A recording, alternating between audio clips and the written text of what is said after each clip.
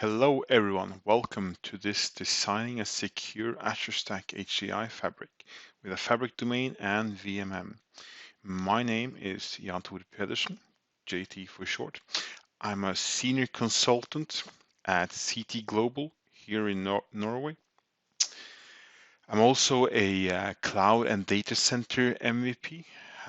I have my own blog at jtpedersen.com. You can also reach me on Twitter and our Slack channel. I'm also a co-organizer for the System Center user group here in Norway. My main focus area is on-prem with S2D, Hyper-V, System Center, software-defined data center, Azure Stack Family, and Azure. And on my spare time, I build rotary engines and I work on my RX-7. So in this session, I will hopefully convince you to move your Hyper-V servers into a secure fabric domain with Virtual Machine Manager as your management platform, along with Windows Admin Center. So, why do you need a separate and isolated fabric domain? Well, to put it simple, how long can you be down for without your company going bankrupt? Or can a company survive a total loss of data where everything is deleted or crypto locked, including your backups? It happens.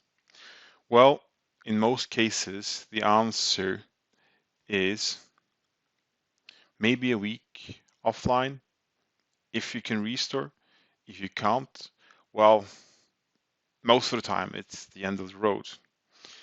Let's say you're a hoster and your environment gets hacked and crypto locked. Telling your clients that, well, our environment was deleted or crypto locked and our backups are gone as well. That is not something that is fun or something you want to do. Over the last few years, there's been plenty of evidences of attacks happening where the end scenario has been the end of the road for a few companies. There has been a few large hosting companies in the US that has gone belly up, and there are other companies that have had major issues where it has cost them a lot of money. Like Travelex and Tesco Bank that was affected by the Sodinobiki. Like Travelex and Tesco Bank that was affected by the Sodinokibi crypto virus that stole private information like date of birth, credit card numbers, and so on, and ransomed Travelex for £4.6 million.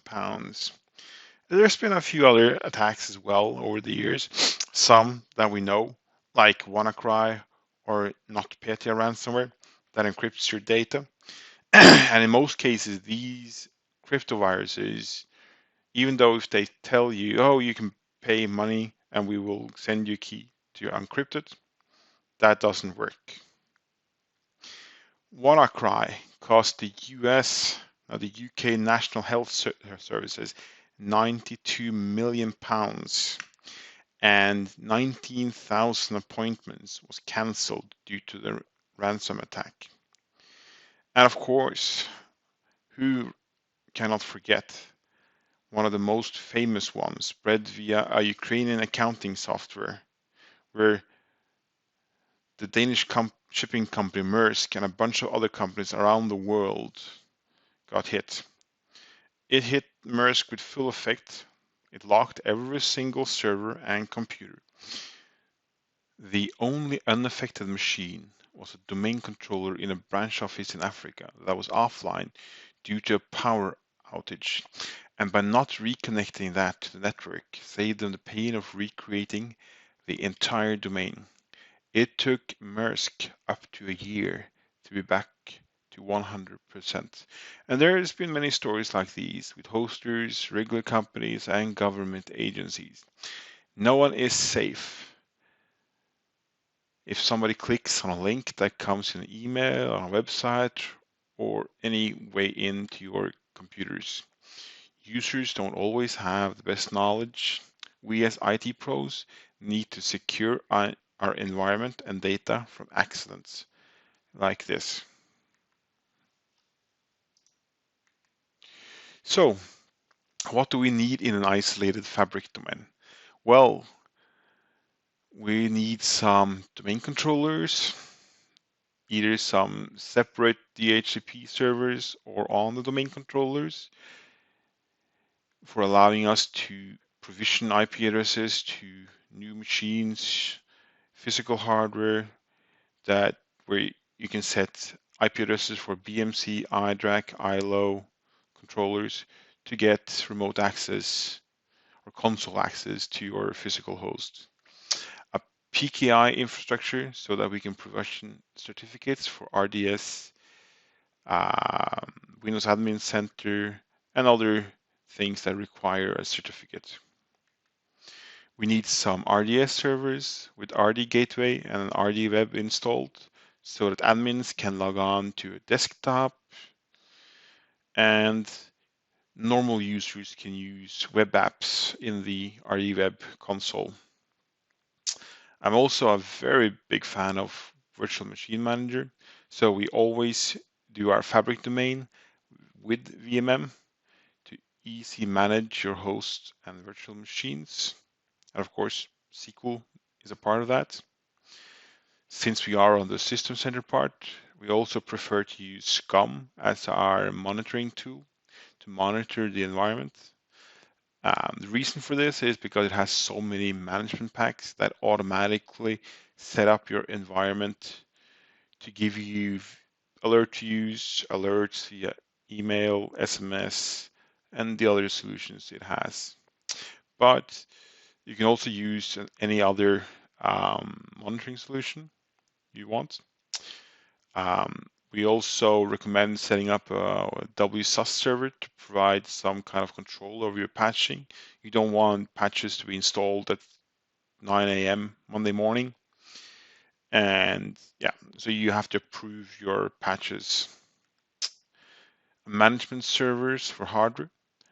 There are some vendors that has management servers to like Lenovo xClarity, Dell OpenManage, and so on. And least but not least, we need a backup solution, something that backs up your infrastructure, your Hyper-V host with your virtual machines, your Fabric VMs, and your Fabric hosts, so that you, in case of an emergency, you can restore. So let's start with designing. So the really, really important thing here is to have dedicated hosts to run the Fabric infrastructure. Do not place them on a cluster because the cluster requires the main controller to be running to get the cluster to start. So always put at least your domain controller on something that is not dependent on the domain controller to start, because Hyper-V starts as a standalone without domain services running. So that's really important. And as minimum, we always do two Fabric hosts so that we can spread our services across the two hosts. And for those services that are high available or redundant, like domain controller, DHCP, certificate server, and stuff like that, we can then spread those over the different physical hosts so that we always, if one is down for maintenance or something like that, 50% of what we need is still up and we can do our management stuff. And another good thing is to leave enough resources on both hosts. So if you know that, hey, I'm having issues with my host, let me move everything over to the other one, and then I can investigate what's going on. You need enough resources like disk and memory and CPU to be able to run those on the machine. And the way we design our host is basically we design them with a 1U a Lenovo server, an SR630 with like dual core, with dual 8-core CPUs, 192 to 384 gig of memory, and about 2 to 3 terabytes of usable disk space. And of course, your NIC of choice. It could be 10 gigabit, it could be 25 or 100 gigs. And yeah, so this is basically the configuration. And as you can see here, we've spread our resources over the two different Hyper-V hosts for the fabric. So what does a fabric domain need? Well, it needs some separate subnets, like a Hyper-V management subnet for the Hyper-V host.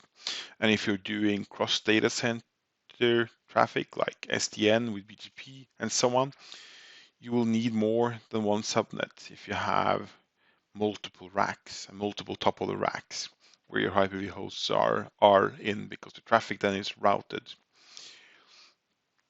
You will need a fabric subnet for your fabric servers, an out-of-band subnet for console access to the BMC, iDRAC, ILO, or whatever each vendor calls their console access. And you will, of course, also need a separate backup subnet. The subnets should be routed at the core switch level with access lists if needed between the different subnets. And if it's not spanning more than one top of the rack pair, it can be routed on the top of the racks. You will need a transport subnet up to the firewall for any in and out traffic to keep the rules simple on the firewall. This will allow you to just have one interface in and one rule, basically. Only allow HTTPS traffic from the outside to the RDS server. Limit the traffic to just jump server. That way you minimize where access can be reached from, because the RDS, either if it's the RD gateway or the RD web, uses HTTPS and port 443. And of course, also limit outbound traffic. Don't allow your Hyper-V host internet access if you don't need it. Give the RDS server access via HTTPS to certain services, or to be able to download patches, download firmware, drivers, and so on. Yeah. Allow your WSUS server to be able to reach the Microsoft update services. Allow any vendor management server access to their services to be able to download firmware, drivers, or what it needs, or any call home features or something like that. And if you, of course, have hybrid features running, then you will need access to those hybrid features. So you might need to enable access for those in the firewall on the outbound ports. Yeah. If you want to protect your entry points even further, you can enable Windows Defender ATP on both the jump server and the RDS server to alert and protect your solutions from attacks. Dave Kavula and John O'Neill Sr. has a session today as well about Windows Defender and Azure Stack HCI. So you can learn how to configure and set up Windows Defender from that session.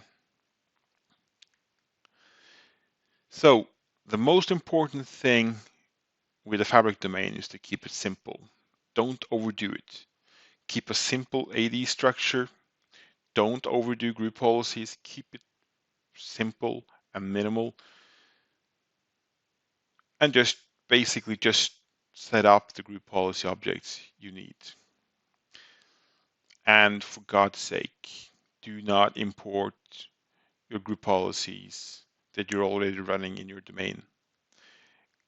Create new ones and remove all the bad stuff from there, because you do not want to lock down your domain, your fabric domain, the same way you do your normal domain, because this is already secure. So keep it simple. That's it for that. Don't use domain admins on your normal users. Use separate accounts that you use to run programs as a domain admin, to run PowerShell, This way, if an attacker should get in, they don't have domain admin rights on your Fabric domain. They will have to work for it. And if you have Windows Defender ATP, it will alert you before anything happens. Create secure and complex passwords. Use LAPS to secure your local admin passwords and to protect from local access attacks. And of course, don't use password 123 or summer 123 or something like that. And if you want, you can also use KMS to automate activation of VMs and hosts in your Fabric domain. Certificates. I also recommend setting up a PKI solution in your Fabric. It can be as basic as you like, but always create a separate root CA that is not part of the domain and which is always kept offline. So if something happens, somebody messes up something, you can always recreate it from the root CA that is not online or a part of the domain. Create a sub CA where you will that will be the main certificate provider, and also create a second one as a backup in case the primary one has an issue. So it doesn't take you that much time to be able to issue new certificates. And also create a domain computer and IS templates and have that deployed and enrolled via group policy. RDS servers. They are very, very important. They will be your main access in, either as an admin or a user that only has access to things like VMM, Windows Admin Center, SCUM, or any other monitoring tool that you're using via the web console. Do not give normal users console access or remote desktop access into your RDS servers. And we always create 2 standalone servers with all the RD roles installed on each server and all the remote server administrator tools installed. This way there is no dependencies and you don't have to install like 6 or 8 servers to get a high available RDS farm running. And there is no single point of failure, so to speak, on this situation. If one is down, you can always connect to the other. And you will always have console access if you have access to your data center if your RDS servers are down. Always deploy the RD gateway and the RDS web frontend and publish apps when you do this. And like I said, only full admins should have access to the desktop and the RD gateway. And if you're paranoid as me, you will want to enable the network policy server extensions on the RDS solution so that whenever a user logs in, they will need to authenticate with the Azure MFA solution. And of course, use either a domain certificate or get one from a public provider. So, Virtual Machine Manager, it is my favorite enterprise Hyper-V management tool. And I rarely do Azure Stack HCI solution without it, but it happens. We've had a few 2-node installations, and then it is kind of overkill to set up Virtual Machine Manager to manage 2 Hyper-V machines on a 2-node nested S2D cluster where you have 15 virtual machines running, and you maybe deploy a new machine once a year or something like that. Then there is no need for Virtual Machine Manager. With VMM, you should always deploy it as a high available solution with a Fabric domain. And of course, place each VMM server on a separate Fabric host. And with Windows, with System Center, you also get the SQL standard edition with that can also be set up with always on. So you do have a high available solution, but you can only set up one database uh, per server. So if you have a 2-node SQL always on, you can actually have 2 SQL databases on the always on, but they have to be on separate servers to be able to work. And if you want to learn more about VMM and how it works, you can look at my session for last year at the last year's S2D days. The link is in the slide. So just search for MVPDays and yeah, you can find it. Or I also have a blog post, blog series about VMM on my blog, which is 15 parts, and it goes through the basics of deploying and how you should design your VMM infrastructure. And of course, I always install Windows Admin Center. If it's a 2-node simple setup without VMM, I deploy it. If I do deploy VMM with just one server, I install it on the same server as VMM. If I do a 2-node high available VMM solution, I install Windows Admin Center on each of the VMM servers and give it a CNAME that points to the VMM failover cluster resource so that I can always reach it no matter which side the Windows Admin Center, which side that is active. And always give Windows Admin Center a different port, not 443, give it 99999. And like another good thing is with VMM, give the bits port another port than the default 443. So we use 8443 as our bits port, which is really important.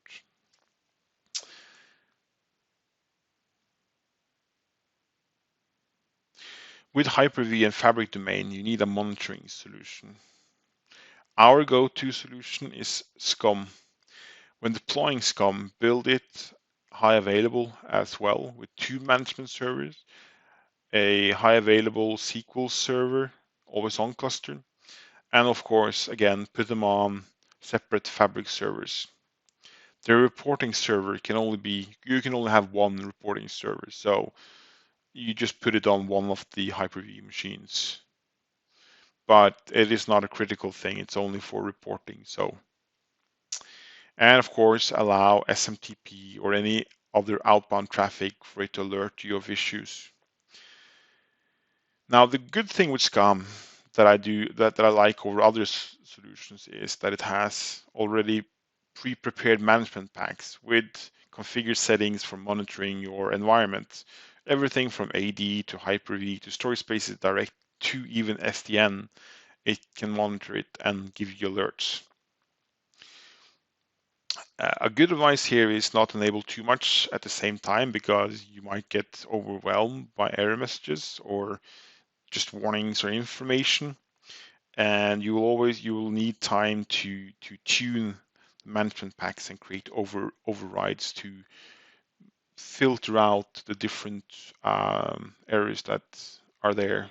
And if you don't know what you're doing with SCUM, get help from somebody that does know what they're doing.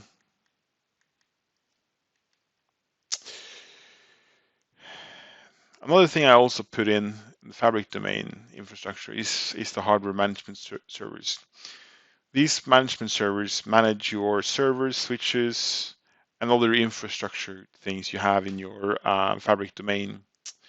They can access it via the BMC, the console access to the machines. Lenovo has the xClarity administrator, which I always deploy with our Lenovo deployments.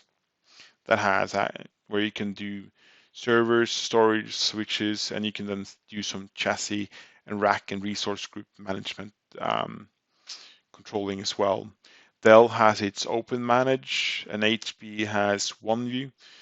And these are just 3 examples of hardware tools you can and should put inside your Fabric, your isolated Fabric network, so that there is no backdoor in to your solution. If somebody gets access to this and it's on the outside, they have direct access in to turn off, power off, make havoc of your solutions. And last but not least, put your backup service inside the isolated fabric, either as part of the domain or as a standalone server, not inside the domain, well, aka a workstation server. Put your backup servers on a separate subnet and make sure that you only allow access into the backup server via the web interface via HTTPS. And this will then stop any intruders to get in if they get access to the Fabric domain. So thank you for joining this session. I hope that if you do not have a Fabric domain today, that you will think about it, perhaps start planning it, and maybe do it. If you have a Fabric domain today and you're missing something, I might have given you some ideas on how to lock it down even more. So thank you very, very much. My blog site is, of course, jtpedersen.com. Twitter is at @JanToreP. And of course, our Slack channel is not storyspacesdirect.slack.com, but Azure Stack HCI.slack.com. So thank you very much.